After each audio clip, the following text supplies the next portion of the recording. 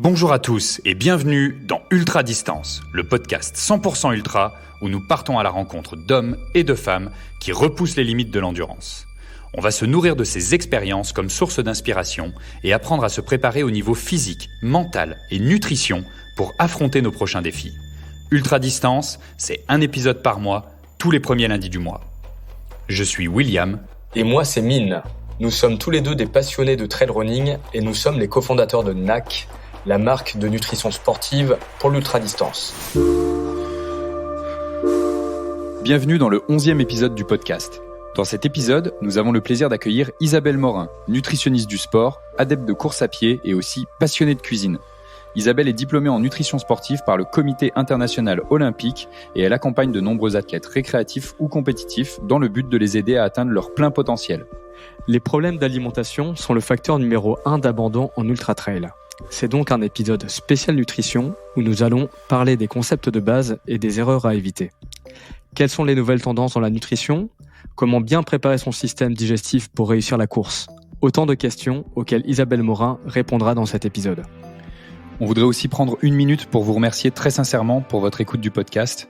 On vient de passer la barre des 20 000 écoutes en 6 mois, donc vraiment merci beaucoup à tous. Pour nous aider, c'est très simple. Laissez-nous un avis sur Apple Podcast ou Spotify et parlez-en autour de vous. On vous laisse donc en compagnie d'Isabelle Morin dans cet épisode intitulé « Isabelle Morin démystifie la nutrition sportive pour l'ultra ». Bonjour, ici Isabelle Morin et bienvenue à Ultra Distance.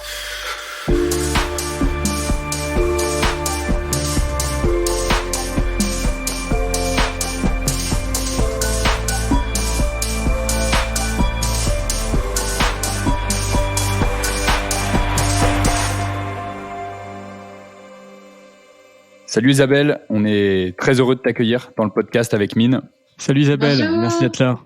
Ça me fait super plaisir d'être avec vous deux aujourd'hui pour le podcast. Écoute, on s'est rencontrés cet été à l'UTMB officiellement en personne lorsque tu faisais le tour du Mont Blanc avec ton conjoint que je connais très bien. Et je sais donc qu'au-delà de ton métier de nutritionniste sportive, tu es avant tout une coureuse passionnée. Donc, comme pour tous nos athlètes qu'on accueille dans le podcast, j'aimerais te poser cette première question pour ouvrir la discussion qui est pourquoi tu cours ? C'est quoi ton why ? Qu'est-ce que tu vas chercher dans la course à pied ? Oui, j'aimerais quand même rectifier que j'ai pas fait l'UTMB. Je l'ai vraiment fait plus pour le plaisir, mais pas avec le dossard. Donc, j'étais là pour donner des conférences. Mais pour répondre à ta question, écoute, la course, moi, ça fait partie de ma vie depuis toujours. J'ai commencé à courir dans un club, là, j'avais 14 ans au secondaire. Puis, finalement, ça fait partie de mon mode de vie, c'est mon équilibre, c'est ce qui me permet de décrocher après une journée de travail, ce qui me permet de voir des amis aussi, parce que inévitablement, après tant d'années, j'ai plein d'amis qui sont dans ce milieu-là aussi. Donc, c'est un peu tout ça, tout le plaisir que j'y trouve, puis le côté social, le côté expérience, le côté dépassement de soi aussi. Je te dirais, c'est juste tellement intégré dans mon rythme de vie là, actuellement. Est-ce que tu participes à des courses régulièrement chaque saison ? Oui, moi je suis quand même plus une coureuse de route, je dirais. Donc cet automne là, j'ai fait le demi-marathon de Toronto. Sinon cet été, j'ai fait aussi là le 25 km du QMT. Donc oui, des courses là, c'est quand même régulier. Donc je m'entraîne dans un club, des intervalles et tout. J'ai quand même un bon volume d'entraînement parce que j'ai aussi des objectifs de performance là. Donc, tu es aussi une nutritionniste pour la clinique du coureur. Qu'est-ce qui t'a amené à ce métier-là ? Tout à fait. Mais en fait, comme je disais, ça fait bien longtemps que je cours et pour moi, l'alimentation, c'était un peu le volet qui allait de pair avec la pratique de la course à pied ou du sport. Donc, j'ai toujours été passionnée par la cuisine, par l'alimentation. C'est ce qui m'a amenée à travailler en nutrition et le volet nutrition sportive, c'est un peu imposé de soi par ma passion pour la course à pied. Donc oui, ça m'a amenée à travailler entre autres avec la clinique du coureur, avec qui je collabore, avec qui j'étais notamment à Chamonix là, l'été dernier. Donc avec eux, je fais des conférences, des formations, des blogs aussi, mais je fais aussi de la consultation au privé là, en nutrition sportive. Donc, beaucoup d'athlètes de sport d'endurance, que ce soit en triathlon ou en trail aussi, évidemment. Donc, c'est un peu là mon créneau principal. Et à travers ça, j'ai toutes sortes d'autres partenariats puis collaborations aussi. Est-ce que dans ton métier, justement, tu as vu un essor dans le nombre de patients que tu suis, en fait, qui pratiquent la course en sentier? Oui, je te dirais que dans les dernières années, la trail, ça a connu une progression fulgurante et dans ma clientèle, je le vois aussi là, de plus en plus. C'est une grosse partie de ma clientèle qui vient là, de ce milieu-là. Super, parce que l'objectif de ce podcast avec toi, c'est de démystifier donc la nutrition sportive pour l'ultra-distance. Donc pour notre auditoire qui nous écoute, on a plein de questions à te poser sur la nutrition sportive. Et on va commencer par les principes de base. Est-ce que tu peux nous dire c'est quoi les principes de base de la nutrition sportive? Oui, donc en fait, une des choses qu'on veut vraiment s'assurer quand on regarde au niveau vraiment de la nutrition sportive, c'est d'avoir et de un apport énergétique qui est suffisant et de voir, puis surtout de bien comprendre que cet apport énergétique-là ne doit pas être fixe dans le temps. Donc, on a un programme d'entraînement qui va varier tout au long de l'année avec des charges d'entraînement qui vont être parfois plus faibles, parfois plus élevées. Donc, la règle de base, c'est aussi de venir périodiser notre alimentation en fonction de la périodisation de notre programme d'entraînement. Et donc, on veut s'assurer d'avoir un apport notamment en glucides qui va fluctuer pour répondre à cette charge d'entraînement-là qui va varier. Donc, lorsque je m'entraîne davantage, mon apport en glucides doit aussi augmenter pour couvrir les besoins énergétiques en lien avec mon volume d'entraînement. Et un autre aspect que beaucoup d'athlètes négligent, c'est de s'assurer de bien répartir les protéines dans la journée. Donc, souvent, la quantité totale ou l'apport total en protéines n'est pas un enjeu pour 99% des athlètes que je vois, mais la répartition de cet apport-là en protéines dans la journée est souvent finalement le problème. Donc, beaucoup de gens qui consomment très peu de protéines le matin, beaucoup en fin de journée. Donc, de s'assurer d'avoir une répartition en protéines qui est beaucoup plus constante dans la journée pour assurer un bon processus de récupération. Parce qu'on le sait, quand on fait une grosse charge d'entraînement, oui, notre corps, là, on entend souvent parler de la petite fameuse collation de récupération dans un délai de 30 minutes. Mais la réalité, c'est que quand je viens de finir un 5 heures d'entraînement de course en montagne, ma récupération, elle va au-delà du 30 minutes qui suit. Donc, dans les 24-48 heures qui suivent, mon corps est en processus de récupération. Puis, le fait de m'assurer d'avoir cette répartition-là de mon apport en protéines, c'est super important aussi. Super intéressant. Tu parles donc de glucides, tu parles de protéines.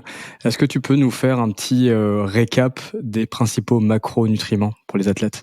Oui, tout à fait. Donc, on va avoir dans les macronutriments les glucides qu'on retrouve principalement dans tous les produits céréaliers et plus largement les féculents, donc pommes de terre, patates douces vont entrer aussi dans les féculents, tout comme le pain, les pâtes, le riz.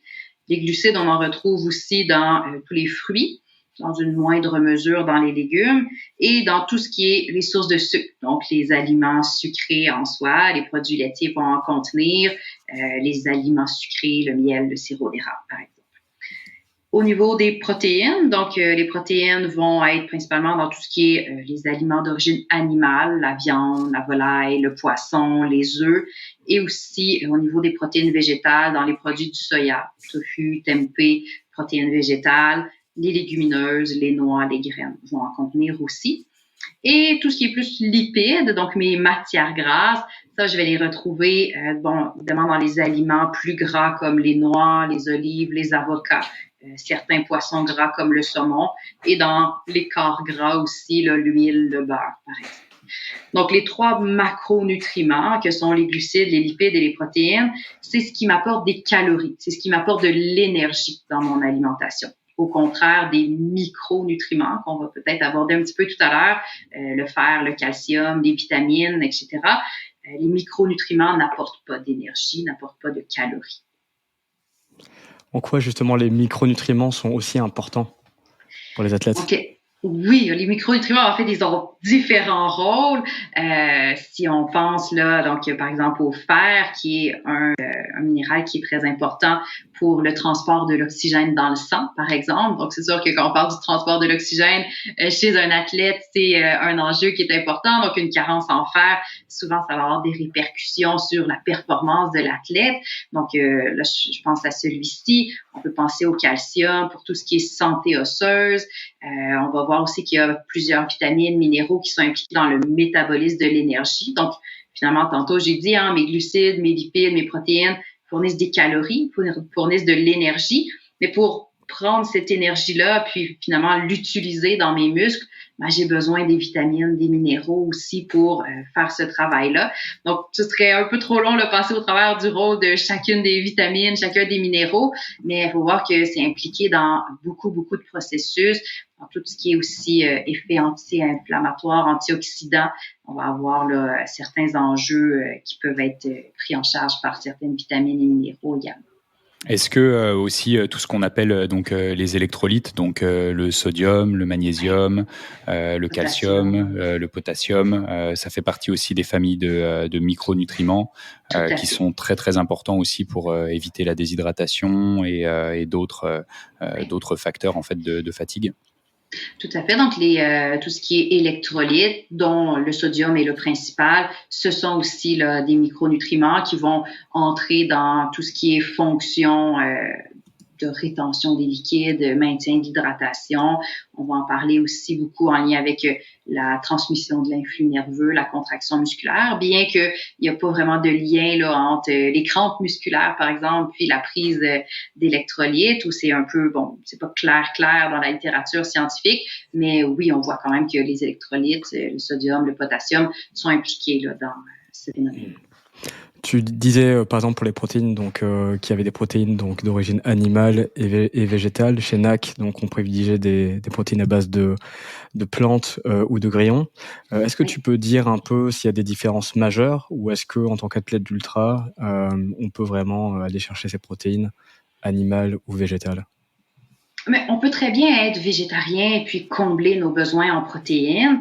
Par contre, dès lors qu'on retire certains aliments de l'alimentation, il faut quand même s'assurer de remplacer ces aliments-là. Donc, si je retire les protéines d'origine animale, je dois m'assurer de les remplacer par des protéines d'origine végétale. Donc, on peut pas juste retirer, on peut vraiment remplacer. Par la suite, la différence entre les deux, c'est sûr que les protéines dites d'origine animale, souvent, on va les considérer comme étant plus complètes. Ce qu'il faut voir, c'est que la protéine, c'est un peu comme un grand collier de perles. Chaque perle, c'est ce qu'on appelle un acide aminé. Donc, une protéine, c'est composé d'acides aminés. Et il y a certains acides aminés qui sont essentiels pour l'organisme parce que l'organisme n'est pas capable de les synthétiser. Et quand on regarde les protéines d'origine animale, mon collier de perles, finalement, il y a toutes les perles dont mon corps a besoin dans les bonnes proportions.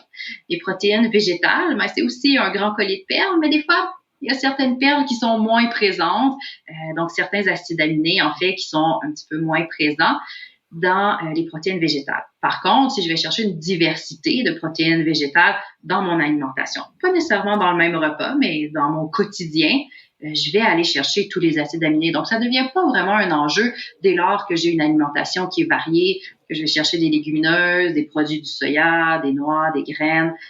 Je peux très bien combler là, mes besoins en protéines. Donc, on peut réussir en fait dans une journée avec des protéines végétales à reconstituer en fait un schéma d'acides aminés de protéines animales et donc ça crée aucune carence en fait dans l'alimentation d'un végétarien, d'une végétarienne. Et quel serait l'impact justement de ne pas avoir tous ces acides aminés complets? Qu'est-ce que ça entraîne en fait comme problématique? C'est sûr que pour vraiment être en carence d'un acide aminé, il faudrait vraiment que l'athlète ait une alimentation qui est vraiment très, très restrictive, là, de dire, je mange toujours uniquement des lentilles à chaque repas. Donc, dès lors que je varie un petit peu, le risque est plutôt faible. Mais donc, les acides aminés essentiels, ce sont des acides aminés que l'organisme ne peut pas synthétiser. Donc, c'est sûr qu'ils deviennent nécessaires dans la synthèse de nouvelles protéines. Les protéines dans l'organisme, elles ont vraiment plein de fonctions. Donc, on les voit souvent au niveau de la structure musculaire, donc la composition des muscles. Mais les protéines, elles ont un rôle aussi enzymatique. Donc, les enzymes, c'est ce qui sert à métaboliser ou en fait à faire toutes les réactions dont l'organisme a besoin. Les protéines sont impliquées dans le système immunitaire aussi. Donc, si finalement il manque certains acides aminés, c'est que là, ma synthèse de protéines va en souffrir là, parce qu'il y a certaines protéines que je ne serai pas capable de produire dans mon organisme pour répondre à mes besoins. Mais comme je dis, le risque est quand même très, très mince si j'ai une alimentation qui est variée, là. C'est vraiment la clé, ça, d'avoir une alimentation variée. Et puis, comme tu dis, en tant qu'athlète d'ultra, on pousse tellement notre corps, à ses limites que c'est important d'aller chercher toute une variété de macronutriments et de micronutriments. Tu l'as super bien expliqué. Et ça m'amène aussi à te poser un peu la question sur les plus grosses erreurs que tu vois dans les athlètes que tu consultes ou dans ce que tu vois, mettons, dans l'univers de l'ultra. C'est quoi les principales erreurs que tu vois? Notamment, tu parlais de la récupération, qu'il y a certaines personnes qui négligent ça. Donc, est-ce que tu peux nous en dire un peu plus? Oui, comme tu le mentionnes, là, j'ai déjà parlé un petit peu tout ce qui est répartition de l'apport en protéines dans la journée. C'est une des erreurs là, que je vois qui va survenir. Donc, beaucoup de gens consomment peut-être pas suffisamment de protéines au déjeuner. On consomme à l'inverse peut-être un petit peu trop au repas du soir. Donc, ça, c'est quelque chose où on peut venir travailler à rebalancer l'apport en protéines dans le quotidien. J'ai mentionné aussi tout à l'heure l'importance de périodiser son apport en glucides en fonction de la charge d'entraînement.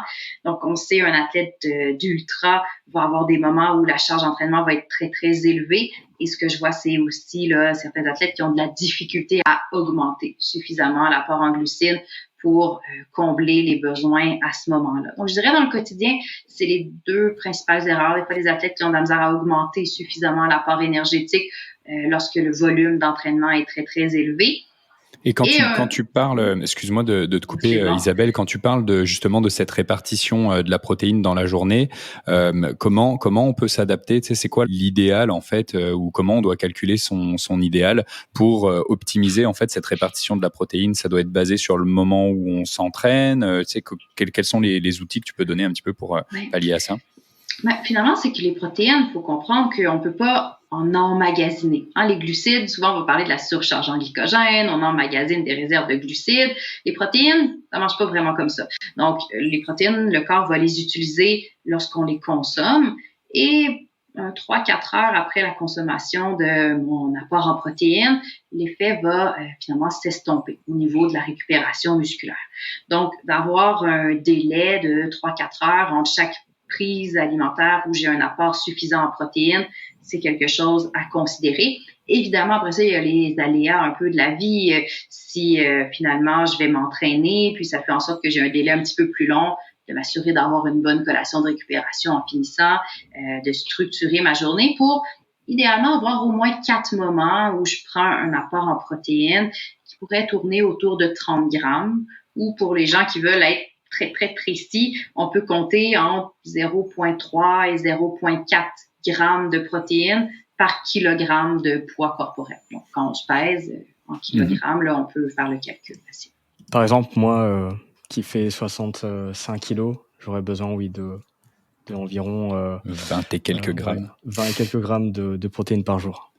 Exactement. Là, si on calcule rapidement 65 fois 0,03, ça nous donne 19,5. Donc, au moins 20 grammes de protéines par prise alimentaire. Donc, c'est pas pour le total de la journée, c'est par prise alimentaire, idéalement 4 fois dans la journée. Donc, ça, ce serait comme l'apport minimal, là, au moins. Et pour les glucides, c'est quoi la préconisation justement de prise de glucides et dans quelle mesure on doit le faire varier? Tu sais, quand tu dis par exemple avec l'augmentation de la charge d'entraînement, est-ce qu'on doit faire x2 sur les quantités de glucides qu'on doit prendre quotidiennement, ou c'est quoi un petit peu les mesures par rapport à ça? Oui, encore là, si on y va avec des mesures, c'est sûr. Je veux pas non plus que l'alimentation devienne des mathématiques pour les gens. Quand on se met à parler de grammes par kilo puis de calcul, ça devient plus difficile là, à transposer dans le quotidien.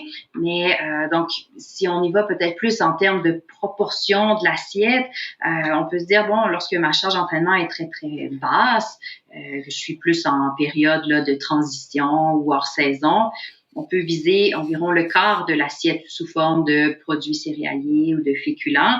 Et à mesure que mon volume d'entraînement augmente, pour une charge d'entraînement plus modérée, je peux aller chercher peut-être le tiers de mon assiette sous forme de féculents. Puis quand je suis vraiment dans une journée de haut volume ou une période de volume plus intense, je peux aller chercher la moitié de l'assiette sous forme de féculents à ce moment-là. Donc, pour vous donner un peu des lignes directrices, un entraînement à bas volume, entre 3 et 5 grammes de glucides par kilogramme par jour. Et chez des athlètes là, avec un volume plus élevé, On peut facilement monter à du 6 à 10 grammes par kilogramme. Chez certains athlètes, on voit plus que ça, mais là, on est chez des athlètes élites là, dans des périodes très, très intenses. Je dirais que déjà à 6 grammes de glucides par kilogramme, là, ça fait un bon apport pour beaucoup de gens. Pour continuer sur les erreurs en fait que tu vois sur de l'ultra en règle générale ou du trail de manière générale, est-ce que tu peux faire un point aussi sur les erreurs pendant la course? Là, on a beaucoup parlé en fait du en dehors de la course qui est hyper passionnant. Puis il y a un énorme travail, j'imagine, à faire de la part de beaucoup de sportifs en fait dans cette sphère-là, parce qu'on pense à s'entraîner énormément physiquement et on pense à se mettre dans le mal et à développer en fait notre capacité musculaire, mais souvent on a tendance à en oublier la nutrition en fait, qui est une partie clé de la réussite de l'entraînement et qui vient solidifier en fait tout le travail qui est fait sur la piste ou dans les sentiers justement pour devenir meilleur. Et on sait que la progression, elle va justement venir par la récupération et la capacité d'avoir une bonne alimentation pour favoriser cette récupération là. Et sur de l'ultra, il y a aussi donc c'est encore un autre sujet, mais des erreurs qui sont produites pendant les courses, qui sont donc plus court terme. Est-ce que tu peux nous en parler un petit peu des grandes lignes de ce que tu vois? Oui, mais je pense que je surprendrai personne en disant qu'une des principales erreurs, c'est de pas assez tester à l'entraînement ce qu'on va faire le jour de la course. On l'entend souvent de dire, essayez jamais quelque chose de nouveau pendant la course, même si on l'entend souvent. Il y en a encore qui font cette erreur-là.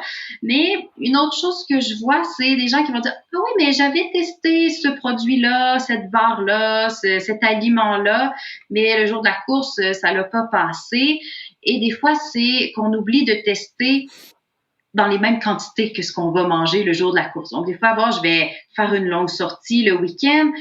J'y vais avec des amis, l'intensité est un peu plus basse, on jase, on en profite. C'est beaucoup plus facile de manger dans ce temps-là. Le jour de la course, l'intensité est plus élevée, il y a un petit peu de stress, mon système digestif, des fois, il fonctionne pas tout à fait de la même manière.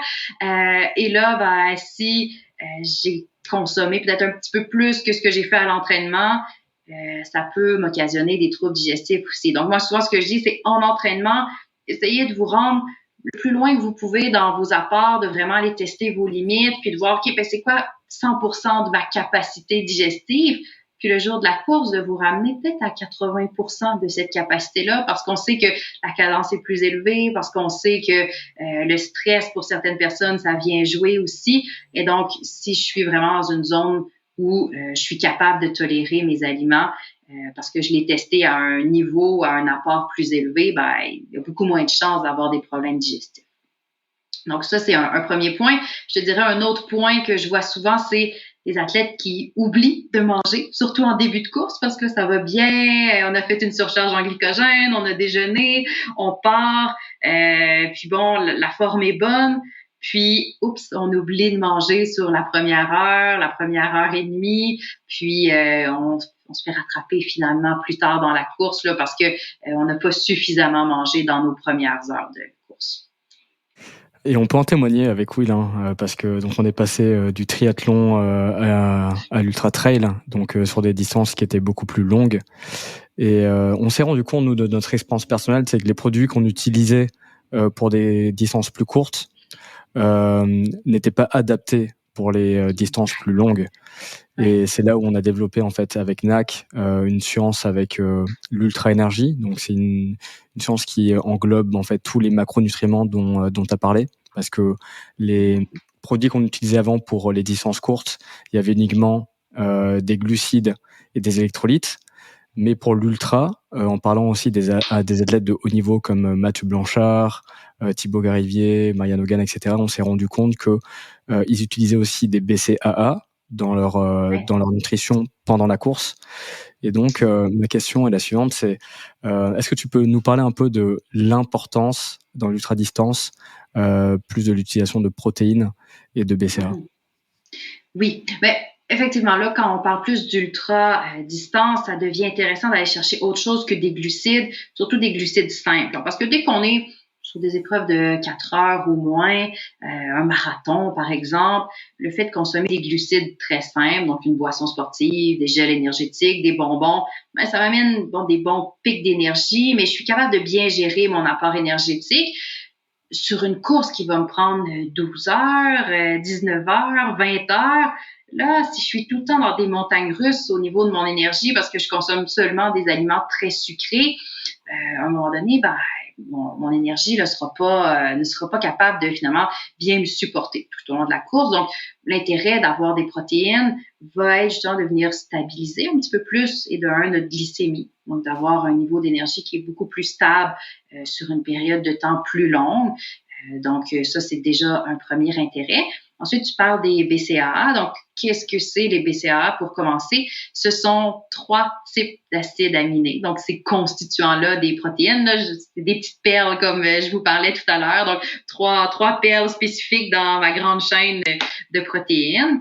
Et les BCAA sont composés en fait de la leucine, l'isoleucine et la valine. C'est les 3 acides aminés. La leucine, c'est l'acide aminé qui a un effet aussi très, très important sur tout ce qui est récupération musculaire, synthèse de protéines au niveau musculaire. Et donc, le fait, c'est sûr que d'en consommer pendant la course peut venir aider au niveau de préserver la masse musculaire. Là, sans dire, on va se mettre à synthétiser des nouvelles protéines pendant la course, mais ça peut aider à préserver un peu la masse musculaire ou aider là, à ce que le corps aille moins dégrader le muscle pour fournir de l'énergie au corps. Il y a certaines, je dirais, peut-être recherches qui ont été faites en lien avec le fait de est-ce que les BCAA pourraient peut-être repousser un petit peu la notion de fatigue centrale, donc qui vient s'installer justement dans des efforts de longue durée. C'est pas nécessairement si bien supporté d'un point de vue scientifique. Il y a encore peut-être là, un petit peu de recherche à aller faire de ce côté-là pour bien comprendre ces mécanismes-là, mais à tout le moins, ça n'a pas d'effet négatif. Donc, il y a quand même là, des mécanismes d'action qui pourraient supporter cette théorie-là que, oui, sur une épreuve de longue distance, ça peut aider aussi à repousser un petit peu là, la sensation de fatigue centrale qui peut venir s'installer par moment. Est-ce qu'il y a un intérêt à utiliser une protéine complète pendant l'effort versus simplement une supplémentation en BCAA? La protéine complète va venir vraiment amener un apport énergétique plus complet, va venir vraiment aider aussi à stabiliser la glycémie d'une façon qui est plus intéressante à ce moment-là. Donc oui, d'aller chercher une protéine complète, soit dans les suppléments ou les aliments qu'on choisit de consommer, ça va être intéressant. Là. Puis ça aide à un effet de satiété aussi, d'aller chercher une protéine complète, parce que les BCAA n'amèneront pas vraiment d'effet de satiété. La protéine complète va amener cet effet-là. Donc nécessairement, sur une course de 3-4 heures, j'ai pas besoin d'aller chercher un effet de satiété, mais si je cours pendant 18-19 heures, à un moment donné, ça devient important aussi là, de ne pas ressentir constamment la faim parce qu'on passe par-dessus là, l'heure de certains repas. Alors que si je fais une course un peu plus courte, je peux venir la cadrer entre 2 repas. Mais dans de l'ultra, là, on doit remplacer un peu ces repas-là qu'on aurait normalement pris. Oui, tout à fait, tout à fait. Je voudrais aussi rebondir sur donc la première erreur que tu as mentionnée, tu sais, dans le manque un petit peu de tests à l'entraînement et de reproduire les vraies conditions réelles de la course. On voit de plus en plus une tendance à effectuer des week-end shocks, comme on les appelle, donc des week-ends de gros volume d'entraînement, 3 à 4 semaines en fait avant justement avant l'échéance de la course pour la plupart des athlètes qui s'y préparent. Est-ce que c'est quelque chose que tu encourages vraiment de se mettre dans ces conditions-là, de faire des gros volumes à ce moment-là et d'en profiter pour tester et peaufiner justement sa stratégie de nutrition lors de ces gros week-ends chocs?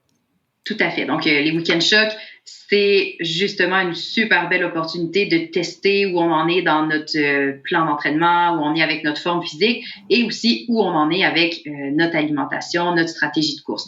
Et le week-end choc, moi, j'aime bien vraiment dire aux athlètes, mais assure-toi que ton plan de nutrition est pas mal déjà cadré là, quand tu arrives à ton week-end choc pour le tester vraiment dans les mêmes quantités, les mêmes apports que ce que tu vas faire le jour de la course. Donc, ça implique d'avoir fait des tests dans les séances d'entraînement qui précèdent parce que des fois, les athlètes vont justement trop attendre d'utiliser seulement les week-end chocs pour faire des tests alimentaires. Mais des week-end shocks, la réalité, c'est qu'on n'en fait pas toutes les semaines. Donc, ça nous laisse pas tant d'opportunités de faire des tests. Donc, oui, le week-end shock est super important, mais c'est de voir qu'en amont du week-end shock, je veux avoir testé aussi plusieurs choses. Puis là, des fois, les gens me disent, oui, mais là, tu sais, je planifie un week-end choc, mais le reste du temps, j'ai pas nécessairement le loisir de partir 5-6 heures là, dans ma journée. J'ai les enfants, j'ai ci, j'ai ça. Donc, c'est de voir comment tu peux peut-être tester en prenant en collation juste avant de partir certains aliments, la barre que tu vas prendre là, rendue à la 3/4e heure de course, même si tu vas courir juste 1 heure, puis capable de faire ton 1 heure sans du tout rien manger, mais juste avant de partir, prends-la en collation, cette barre-là, pour voir comment tu la tolères d'un point de vue digestif, pour t'adapter aussi à consommer ce produit-là. Donc, il y a moyen dans nos séances aussi au quotidien de venir faire des tests, de venir s'adapter aux produits qu'on utilise pour ne pas attendre juste le week-end shock.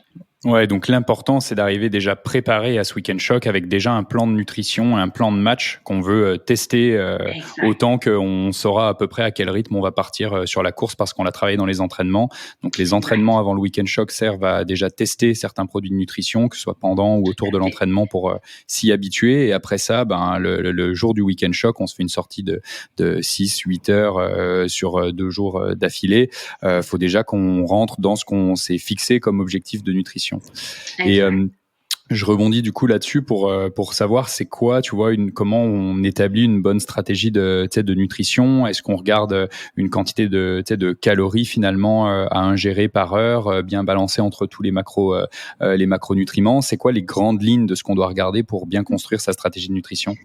Oui, mais moi je regarde beaucoup l'apport en glucides à l'heure, donc de vraiment aller quantifier quel est l'apport en glucides à chaque heure, et aussi pour l'ultra, je vais aller regarder l'apport en protéines à l'heure.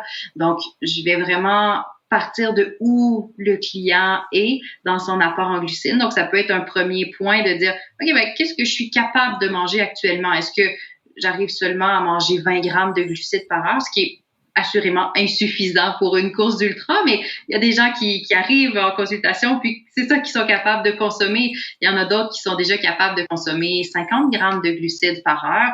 Donc, de voir de où on part et c'est quoi mon objectif aussi de l'autre côté. Donc, c'est sûr, si j'arrive juste à consommer 20 grammes de glucides par heure, mon objectif, ce sera peut-être pas d'en consommer 90 dans 2 semaines. Là. Donc, faut voir on va avoir une progression dans nos entraînements justement pour essayer d'amener à développer cette tolérance-là. Je vous dirais 50 grammes de glucides par heure, ça peut être un bon seuil minimum là, pour de l'ultra. Puis évidemment, on peut aller au-delà de ça. Donc, pour les athlètes là, plus performants, on peut très bien voir un 70, 80, 90 grammes de glucides par heure. Ça reste plus difficile en course que, par exemple, en triathlon où on a une bonne partie sur le vélo, où on est supporté, donc où on a moins d'impact digestif. Donc, il faut voir aussi que notre apport en glucides peut être un petit peu variable en fonction de la topographie du parcours de course. Si je suis dans une bonne descente, ça cogne, ça résonne beaucoup au niveau du système digestif. Ça se peut que cette heure-là, j'ai un petit peu moins d'apport en glucides puis que je me rattrape sur l'heure d'après. Donc, il peut y avoir des petites fluctuations aussi. Mais de regarder globalement ce que je prévois pour, disons, mes 12 heures de course, en moyenne, qu'est-ce que ça me donne comme apport en glucides? Et donc, ça peut être un bon premier point de départ. Et sur la quantité de protéines, de la même manière, qu'est-ce qu'il faut viser à peu près? Moi, j'y vais souvent 5 à 10 grammes de protéines par heure, là, au moins, que je vais essayer d'aller chercher. Super. C'est super intéressant. Ce que tu dis, et ça me rappelle justement la conversation qu'on avait eue aussi avec Arthur Joyeux-Bouillon, donc dans l'épisode spécial UTMB, où il disait qu'il testait exactement son plan de nutrition à l'entraînement, comme s'il était en situation de course. Et c'est pour ça qu'il n'avait aucune surprise après le jour de la course, et son UTMB c'était super bien terminé, il avait terminé 8e. C'est pour ça qu'on dit que if you plan to fail, you fail to plan. If you fail to plan, you plan to fail. Dans ce sens-là. Tout à fait. Donc, en fait, ça nous viendrait un peu jamais en tête de dire je vais m'inscrire à un 160 km, mais mes plus grosses semaines de volume, ça va être des semaines à 50 km d'entraînement. Donc, c'est la même chose d'un point de vue nutrition. Je peux pas m'attendre à bien faire pendant ma course si dans tous mes entraînements, finalement, j'ai eu des apports très, très minimes du point de vue de l'apport énergétique. Ouais. Et je pense que tu vois toute cette notion de planification, en fait, elle vient tout de suite répondre à la deuxième erreur que tu mentionnais, qui est d'oublier de s'alimenter. Si tu commences déjà avec un plan de nutrition en tête, que tu as travaillé à la lettre et que tu es conscient en fait de l'importance de ce plan-là dans la réussite de ton effort, c'est sûr que tu vas trouver des moyens de te rappeler que tu dois commencer à manger tout de suite dès que le départ commence, même avant le départ, quoi, de commencer à s'alimenter dans les 40 minutes, 45 minutes avant le départ, et commencer déjà à avoir un petit apport en glucides qui va permettre de lancer la course et puis d'habituer le système digestif à tout de suite être en mode digestion dans cette allure de croisière sur une longue distance, quoi. Tout à fait. Ben oui, on a beaucoup moins de chances d'oublier de manger si on l'a pratiqué à plusieurs reprises à l'entraînement, puis on sait où on s'en va. Si on prend le départ, puis on dit je verrai ce qu'il y a au ravitaillement, puis je vais m'arranger un peu comme ça viendra. Les risques d'oublier à un moment donné, puis de passer tout droit, sont vraiment plus grands là, c'est sûr. J'ai une autre question encore sur des tendances un petit peu dans l'alimentation et dans la nutrition. Donc, on entend parler de plus en plus, tu vois, de la filière lipidique, donc d'utiliser en fait les gras comme source d'énergie. Est-ce que c'est quelque chose qui fonctionne? Est-ce que c'est quelque chose qui se travaille? Est-ce que c'est quelque chose qui fonctionne en parallèle en fait de la filière énergétique, plus justement sur les carbohydrates, comme on mentionnait, sur les glucides? Est-ce que c'est un mythe ou est-ce que c'est vrai qu'on peut justement entraîner sa filière lipidique? Oui. Une des premières choses qu'il faut voir, c'est que dès lors que je fais des entraînements en endurance puis que je développe cette capacité-là, j'améliore ma filière lipidique. Donc, si je compare un athlète d'ultra-endurance avec une personne sédentaire, la filière lipidique, ou en fait la capacité de mon athlète bien entraîné à aller utiliser ses graisses dans un effort physique est beaucoup plus grande que ma personne sédentaire qui se met à courir. Donc, l'entraînement en soi cardiovasculaire vient d'emblée améliorer cette filière-là. Maintenant, si on veut l'améliorer davantage, le fait de faire des entraînements avec des apports en glucides plus faibles va permettre d'améliorer ce côté-là. Ce qu'il faut comprendre quand même, c'est que ça coûte plus cher en oxygène aux muscles d'utiliser les lipides pour produire de l'énergie que d'utiliser les glucides pour produire de l'énergie. Donc, plus l'intensité est élevée, plus normalement le corps privilégie les glucides comme carburant. Donc, si vous voulez vous entraîner à utiliser davantage les lipides, idéalement, c'est des séances à plus basse intensité pour aller travailler dans cette filière-là. Et c'est de voir, à un moment donné, on peut pas non plus jouer des deux côtés. Donc, si je fais des entraînements où mes apports en glucides sont plus faibles, où je fais peut-être des séances à jeun avec des réserves abaissées en glycogène, nécessairement, dans ce contexte-là, je ne travaille pas mon alimentation pendant l'effort, je ne travaille pas ma capacité digestive à consommer des glucides, je perds un peu l'adaptation à bien utiliser les glucides à l'effort. Donc, c'est de voir la balance des choses, puis de voir de quel côté je veux travailler. Peut-être qu'en préparation générale, ça peut être intéressant justement d'aller travailler cette filière lipidique-là, de faire des entraînements un peu plus à jeun, des entraînements avec des réserves abaissées en glycogène. Et quand je suis plus dans ma préparation spécifique pour mon épreuve, là, de dire, là, je veux vraiment travailler ma nutrition comme ce que je vais faire pendant la course et vraiment aller adapter mes apports pour aller chercher un apport en glucides suffisant. Donc, faut voir qu'est-ce qu'on travaille, puis c'est difficile des fois de les travailler les deux en parallèle. En fait, ça me fait beaucoup penser à à ma manière de fonctionner, mais je sais pas si c'est idéal. Je fais énormément d'entraînement en fait à jeun parce que je m'entraîne tôt le matin de 6h30 à 8h et puis que grosso modo je me lève, je mets mes baskets et je pars courir en fait immédiatement. C'est souvent des séances un petit peu moins intenses, mais ça m'arrive quand même de faire de la piste et de faire un peu plus d'intensité à jeun, et immédiatement en fait quand je reviens de mon entraînement, mon objectif c'est d'aller faire une recharge en fait en protéines et en glucides en fait. Donc je vais souvent prendre un shake protéiné puis que je vais agrémenter, tu vois, avec une banane et puis un petit déjeuner en fait qui va s'enchaîner par la suite. Et après ça, c'est plus dans mes sorties plus longues les fins de semaine, ou si je fais des sorties plus longues le matin, que je vais intégrer en fait ma nutrition sportive durant l'entraînement. Est-ce que c'est une bonne pratique ou est-ce que je suis à côté de la plaque? Est-ce que tu es dans le champ? Non, tu n'es pas complètement dans le champ, même si tu vas peut-être courir parfois dans le champ. Donc, c'est de voir, en fait, mais c'est sûr que plus je me rapproche de ma course, de mon épreuve, plus je veux peut-être les diminuer, ces séances-là à jeun, au profit de séances plus spécifiques où je vais travailler ma nutrition. Donc, de voir, moi, dans ma préparation générale, je peux avoir plusieurs séances à jeun dans la semaine, ça va.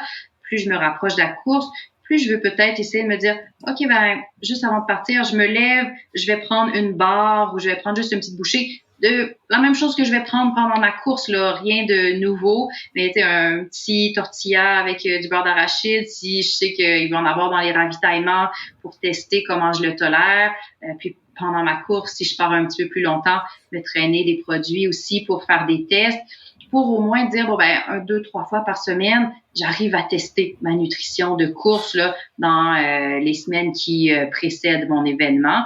Puis si je suis là, au mois de novembre, puis que ma prochaine course est au printemps prochain, ben, dans les prochains mois, c'est beaucoup moins important. Puis de faire des sorties à jeun, ça peut être un bon moment là, de travailler cette filière-là, l'épithèque. OK. J'ai une question justement par rapport à l'utilisation des lipides aussi. Est-ce qu'il y a une différence aussi entre les hommes et les femmes? Parce que souvent, il se dit que les femmes sont plus endurantes. Dès qu'on atteint un certain palier, plus c'est long, plus les femmes deviennent plus fortes que les hommes. Est-ce que, mettons, est-ce que c'est vrai? Genre, c'est une des théories là une des théories pour expliquer justement ce phénomène-là vient justement du fait que les femmes seraient peut-être plus capables d'aller utiliser leur réserve de lipides à l'effort, ce qui leur donnerait un avantage là, dans les épreuves d'ultra.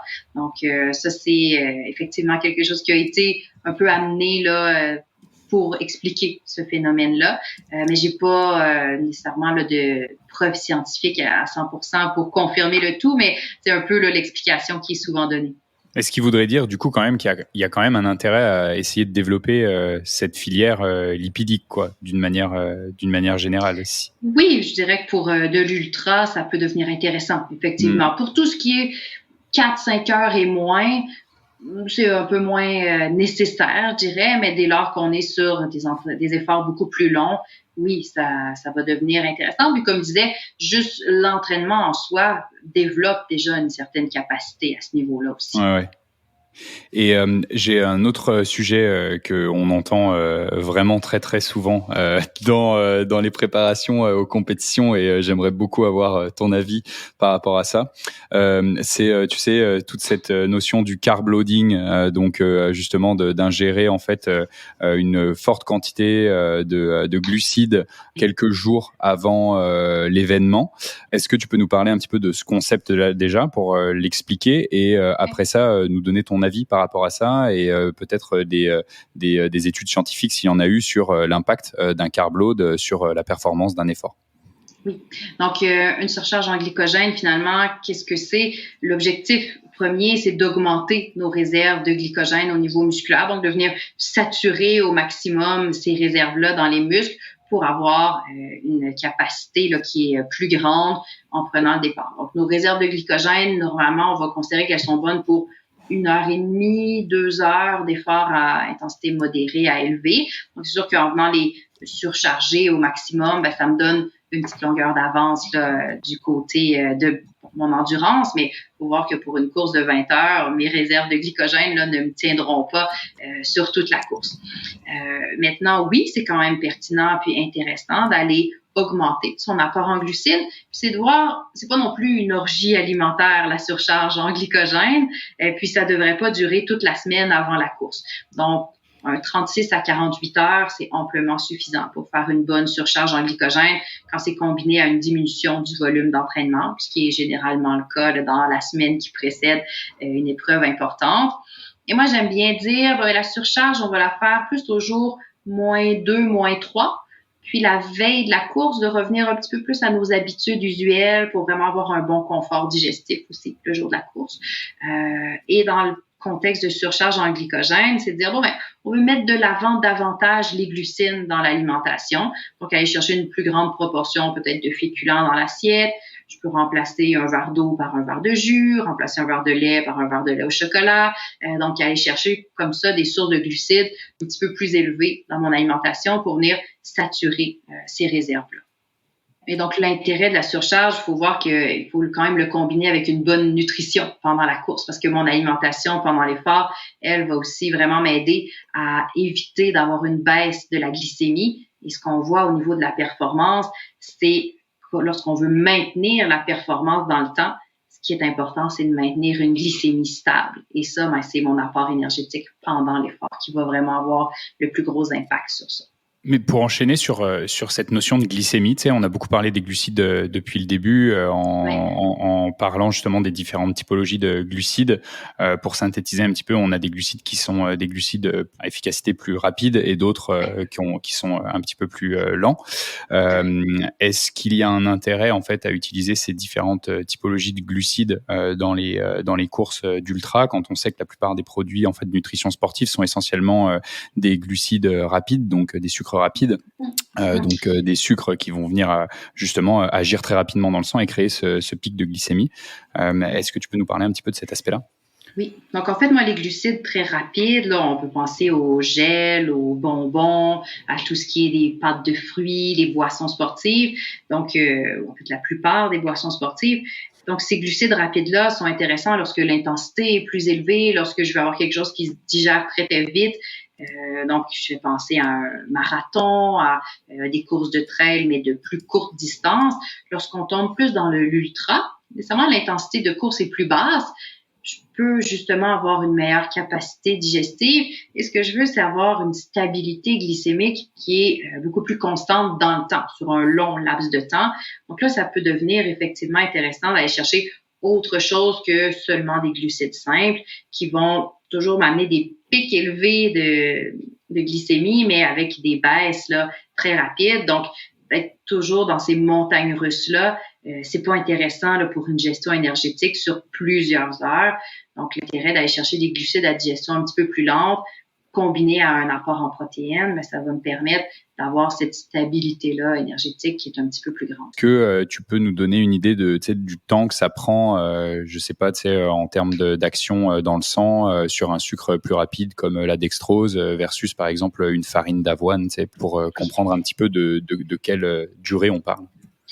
Les sucres très rapides, on peut parler d'un 15 à 30 minutes là, pour dire je l'ai assimilé, ça a eu un effet, un pic sur ma glycémie, puis je sens déjà que l'effet s'amenuise. Sur un glucide plus complexe, sur la farine d'avoine hydrolysée, j'ai pas nécessairement la donnée exacte pour ça, mais un glucide plus complexe, là, disons que je mange du riz ou une pomme de terre, donc l'effet va être plus là sur un espace de 1 heure, peut-être 1 heure et demie, là, dépendamment de l'aliment, dépendamment s'il est combiné aussi avec des protéines, avec un petit peu de matière grasse. Des fois, on va voir des gens qui vont avoir un peu de beurre d'arachide ou qui vont ajouter une petite quantité de matière grasse. Donc ça vient aussi ralentir le processus de digestion et stabiliser la glycémie dans le temps là, également. Donc, c'est difficile d'avoir une réponse finale dans le sens...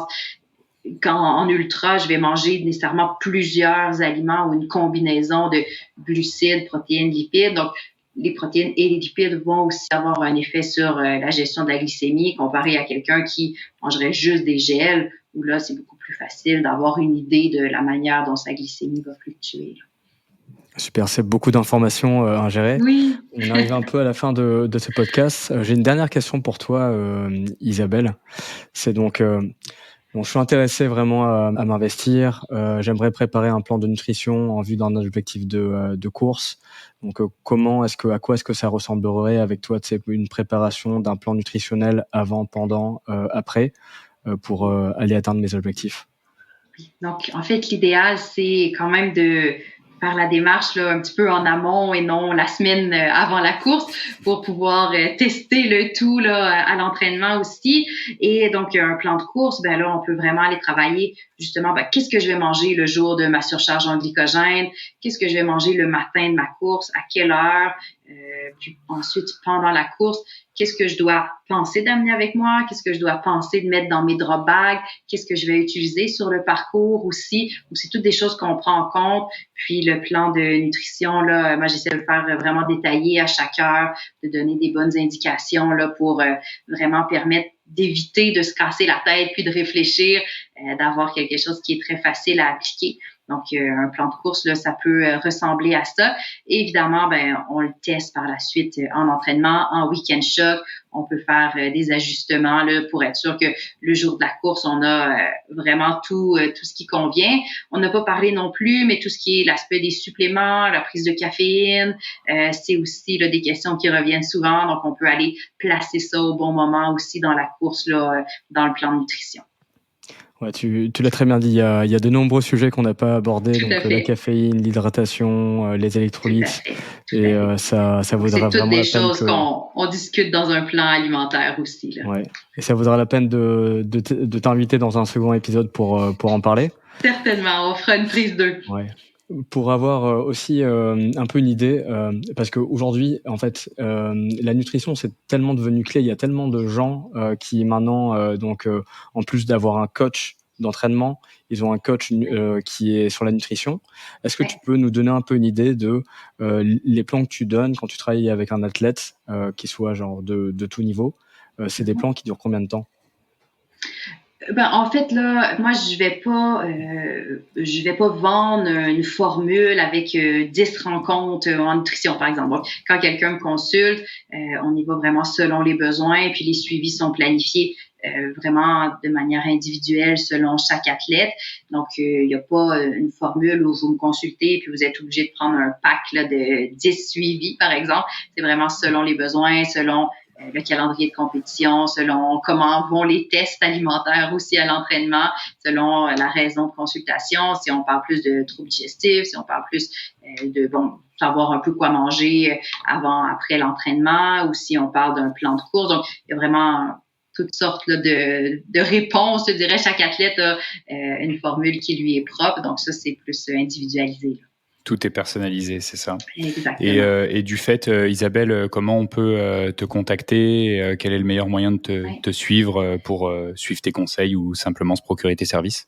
Tout à fait. Donc, j'ai un site web, isabellemorinnutrition.com. Sinon, sur Facebook, je suis pas la fille qui partage le plus de choses sur Facebook, mais j'y vais souvent. Donc, les gens peuvent m'écrire aussi sur ma page. Donc, Isabelle Morin, nutritionniste. Et sinon, par courriel, nutrition.morin@gmail.com. Super, on prendra toutes ces informations-là pour les ajouter dans la description de l'épisode pour que nos auditeurs puissent s'y retrouver. Et finalement, est-ce que tu as un petit message à faire passer justement à tous nos auditeurs, nos auditrices? Oui, mais je pense que en ultra, une des choses qui est importante pour garder le plaisir de courir, c'est de s'assurer d'avoir une bonne nutrition.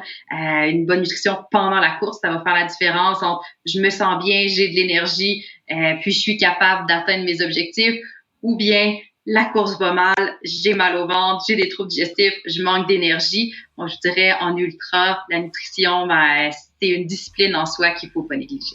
C'est tellement vrai, c'est tellement un des piliers qui te permet de switcher d'un événement qui est terrible à un événement qui est génial et dont tu gardes un super souvenir, quoi. Exact. Merci beaucoup Isabelle, merci d'avoir accepté l'invitation. Ça m'a fait plaisir. À bientôt. C'était un plaisir de t'avoir dans l'épisode et évidemment on se retrouve très bientôt pour un nouvel épisode d'Ultra Distance.